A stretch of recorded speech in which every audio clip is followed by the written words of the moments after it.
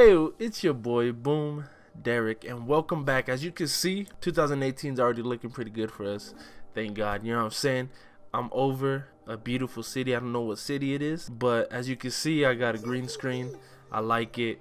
Makes it look a little bit more professional. Maybe we'll get something done in the background, but right now it's just gonna be the city. And I just want to say Happy New Year's. Thank you guys for watching this video and being here, always being supportive. Thank you guys for so much that you guys do, all the support on the videos and continuing to subscribe.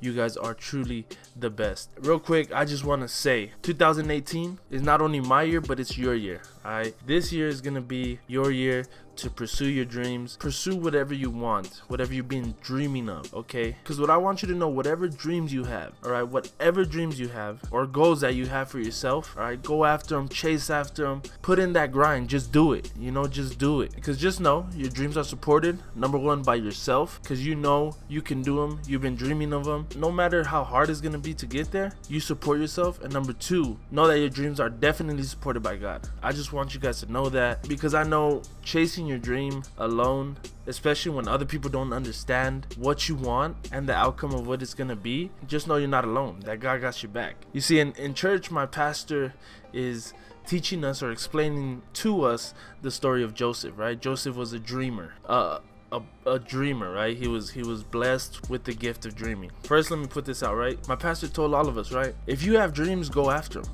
And it's true, right? If you have dreams, go after them, pursue them. Do what you have to do, stay right, keep focused on your dream. But there are gonna be people out there that are gonna shut you down, that are gonna say you can't do it, that are gonna say your dream is worthless, it's dumb, why are you even doing it, right? There's people like that. There's haters. Haters are gonna hate, and they're in the world. They're gonna put you down. It could be someone close to you, your parents, your friends.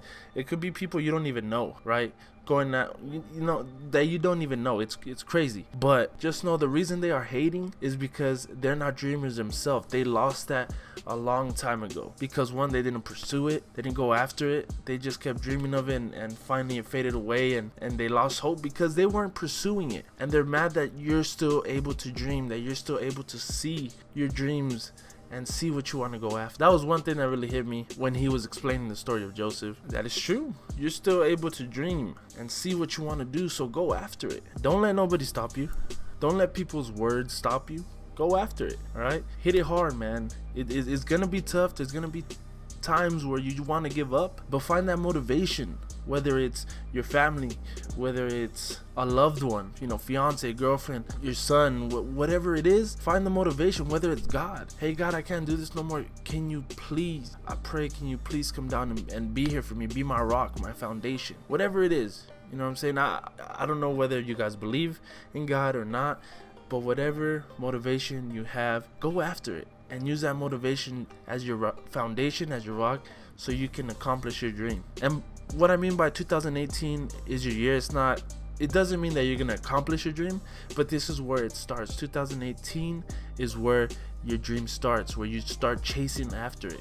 And you may get it 2018, you may get it 2019. 2018 is your start, your foundation. This is your year where you start it, where you go after your dream. And if you guys don't know who Joseph is and haven't heard his story or anything like that, let me just explain, because I know it can get confusing when I just throw out names. So Joseph was the son of Jacob and Rachel. He was Jacob's favorite son. Jacob had 11 children before him, 10 sons, 1 daughter, and it was with another woman. Back in the day, it's a whole different story. Back in the day, you could have many wives. You know, it was before the laws that God laid down, so you could have many wives. But Joseph was the son of Jacob and Rachel. The 11 other sons were the sons and daughter of Jacob and Leah. Leah and Rachel were sisters, and Rachel was the one that Jacob really wanted to be with. Jacob's story is a whole different story that we can get into if you guys want to. But anyways, he was Jacob's favorite son, and this is how the story goes, right? He was very favored by Jacob. His other sons did most of the work, you know, crops, livestock, all that stuff. You know what you had to do back in the day to stay alive. Make sure your greens, your vegetables, your harvest was blooming, and you kept your sheep safe from, you know, wolves, coyotes, stuff like that, right? So that's what his first 10 sons did. And Joseph was pretty much the one that was favored, right? He would stay in, he would do his reading. I believe his father wanted him to be like a scholar, you know, someone very educated. So one day Jacob started dreaming, and before Jacob started dreaming, his brothers already disliked him because he was so favored by their father, right? He was so favored by them that all his brothers were like, man, this fool's spoiled, he's the only one that gets attention, love, blah blah. You know, they were hating on him, and Joseph had no fault in it. It was his father's fault, Jacob's fault, right? He was giving him the attention.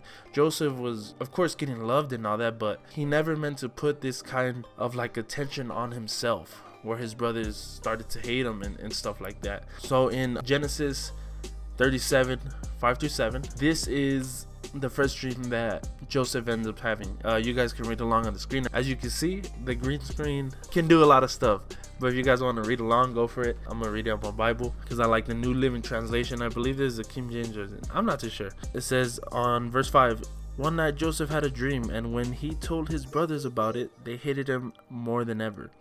Listen to this dream, he said. We were out in the field tying up bundles of grain. Suddenly my bundle stood up, and your bundles all gathered around and bowed low before mine. So as you can see, this dream can make you mad, right, if you were his brother, because essentially he's saying that one day you guys are gonna kneel before me. He's gonna be some high figure, he's gonna be something, right? He's gonna be someone important, and you can see where his brothers get angry and can say, you know what, forget this guy, his dreams are made up, he can make us angry, and he's just trying to get under our skin, stuff like that, right? You can understand that. And then Joseph has a second dream given by God. All his dreams, he ends up becoming a dream interpreter, right? That was one of the blessings God gave him. But he has the second dream in Genesis 37:9. So as you can see in verse 9, it says, soon Joseph had another dream, and again he told his brothers about it. Listen, I have had another dream, he said. The sun, moon, and 11 stars bowed low before me. Let's go to verse 10. I don't have it up, but this time he told his dream to his father and as well as to his brothers, but his father scolded him. What kind of dream is this? He asked. Will your mother and I and your brothers actually come and bow to the ground before you? 11. But while his brothers were jealous of Joseph, his father wondered what the dream meant. So as you can see, again, there was another similar dream that he had. The sun and the moon, I believe, are his parents, of course, right? And then the 11 stars were his brothers and his one sister bowing down before him. And it doesn't explain what the dreams meant throughout his story until the very end, if you continue to read it, right? So what ends up happening, he has these dreams, then his brothers pretty much scheme up a plan to kill him, right? They wanted to kill him, but they didn't want to have that blood on their hands. They didn't want to say that they killed little brother that was loved and favored by their father, right? They can never live with that. They can never put that on their dad. So what they end up doing is they end up throwing him into a well that was already dried up, had no water, and they're trying to figure out what they should tell their father or what they should do with Joseph. So they end up finding some traders that are traders as far as like they trade things, not like, oh, these guys are traders. Anyways, they find traders, right? Merchants, whatever you want to call them. And the oldest brother, I believe either Reuben or Judah, I believe it was Reuben, ends up saying, hey, let's sell him to these traders. The traders end up walking their way and they end up making a deal. They sell Joseph for 20 pieces of silver, and Joseph ends up in Egypt. Once he's in Egypt, he is a slave and he gets bought by Potiphar, which was the captain of Pharaoh's guards, essentially. And God was with Joseph the entire time that he goes through all this, and a very successful servant where he was essentially washing floors to pretty much running the whole house of Potiphar.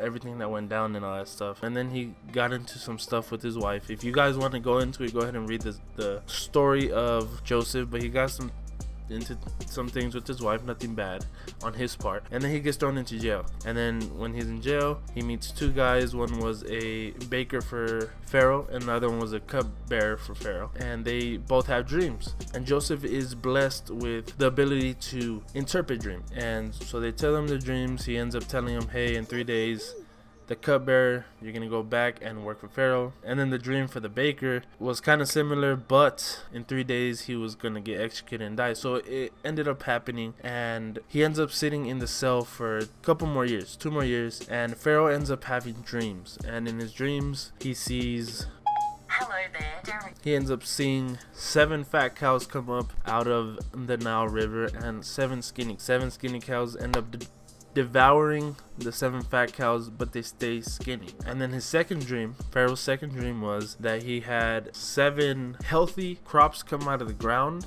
and 7 skinny ones come out of the ground that were dry and nasty, and the 7 skinny ones ended up devouring or eating the 7 healthy ones. So the cupbearer ends up remembering Joseph, that he could interpret dreams. Pharaoh ends up sending Joseph. Joseph ends up interpreting Pharaoh's dreams, and he's pretty much saying, hey, there's going to be 7 years that you have so many crops, you're going to be blessed with crops, and after that there's going to be 7 years where your crops and everything in this land is going to go into famine, which means pretty much you're not going to have crap, right? Everything's gonna die in the lands except your people, right? So he ends up saying, hey, what you should do is get someone you can trust and have them throughout the 7 years collect portions of grains, foods, fruits, and all that, and have them store them. So when you're in the 7 years of famine, you can go ahead, sell it, give it to your people, and not have anyone die, right? So Pharaoh ends up appointing Joseph. Remember, Joseph was very favored and had God on his side because he stayed very faithful, always trusting in God, and had his vision, had his dreams, and knew that he had to chase for his dreams, right? So that's what he was doing. So Pharaoh ends up appointing him as that person, and actually ends up appointing Joseph as the second in command. So he was essentially king, but of course Pharaoh had that level up, so he was right underneath Pharaoh, and he ends up doing that, right? He ends up giving the grains and parting stuff, and he did everything right. He had sufficient that he lost count of how much stuff he was storing because there was so much, enough to feed, thousands and thousands for many years to come. And so that ends up happening. He's happy, he's living life, he's second in command, like he's becoming essentially like a ruler, right? He's up there, your boy is up there. Joseph, your boy's up. And then so one day they're portioning out the harvest, the grains, all that good stuff, and 10 men come in walking from Canaan. That is where Joseph is originally from, and they're his brothers, lo and behold, right? They are his brothers, and Joseph recognized them, but they don't recognize him, and so Joseph goes up to them. He's like, okay, so why are you guys here? Where are you guys from? Canaan, we're not Egyptian. They knew because they dressed differently from the Egyptians, right? People from Egypt. And so Joseph said, you guys are spies. You guys are spies. Their brothers are like, no, it's us 10 plus 2 more over there from where we're from, our father and our little brother. And Joseph's all like, whoa, the little brother coming from his mom. So he says, you know what, I'm gonna keep one of you guys go get your little brother so you can prove to me that you are not spies, that you guys aren't trying to come against me, blah blah. And so they end up going back. A few months go by, they end up taking his little brother back to Egypt. Joseph meets him. They're like, okay, cool, gets emotional and all that stuff. And so Joseph invites them into his home in Egypt, and they have a feast, right? And his brothers bring back 10 different items to bring Joseph as a good peace offering, I guess. And they're like, you know what, can we have our brother back? They end up bowing to him. So all his brothers end up bowing to him, and that's where you can see his vision, his dream comes true. Like, no matter what was going on, no matter how hard things were going for him being a servant, him being a slave, not a servant, a slave, to becoming a servant, to becoming, second in command, it was tough for him throughout all those stages until he finally got, his dream. His brothers end up bowing down to him, and it ends up being, like a happily ever after. He ends up saying, hey, I'm Joseph, I'm your brother, blah blah. But they end up, bowing down. So essentially this whole story, what I'm trying to say is that, as you can see with Joseph, he was going through some things, right? He got sold at a very young age, and he suffered. He was a slave, and no matter through all this, he kept dreaming. He kept his dream in his foresight. He was going after it. And through all this, he kept praying to God. He kept looking for God, because at times, it's hard. It's hard to not say, why is this happening to me? And he's asked God that. He's, and God has been there for him, has blessed him. So this took Joseph several years to become where he wanted to be or where his dream actually came true. And that can happen for all of us if we have dreams. So like I said, 2018, make it your year to start your dream, to chase after your dream. No matter how long it's gonna take, stay motivated. Just do it. Just do it. No matter what it takes, go and chase after your dreams. Okay, continue to go find a motivation, whatever your motivation is. I'm not trying to say, you know, put God at your center. If you have God there as your motivation, it's gonna be better, because some people don't believe in him, and that's fine. That's on you. I'm just letting you know that if you do put God in as your motivation, as your center, things are going to be easier, because you can talk to him, you can let him know your struggles that you can't sometimes tell other people, and it will make that journey to accomplish your dreams easier, no matter how long it takes. But whatever motivation you have, put it as your rock, as your foundation, and go after your dream. So 2018 is your year to start. Make this your year, man or woman. Make this your year to start your dream. Whoever comes in hating, let them hate. Do you. They're mad because they can't dream like you. They can't see their dream like you can see your dream in your future. They're mad that they can't see their future like you see yours. So keep on dreaming, guys. Keep on dreaming, no matter what it is, no matter how long it takes. Go after your dream, keep on dreaming, and fulfill it. This has been your boy Boom Derek. Thank you guys for listening to me rambling on and all that stuff. You guys are truly a blessing. 2018 is your year. It's our year. We're gonna start hard. We're gonna start good. I love you guys so much. Thank you guys for the support. It's been your boy. Stay blessed. God bless, and I'll see you guys on the next one. Peace.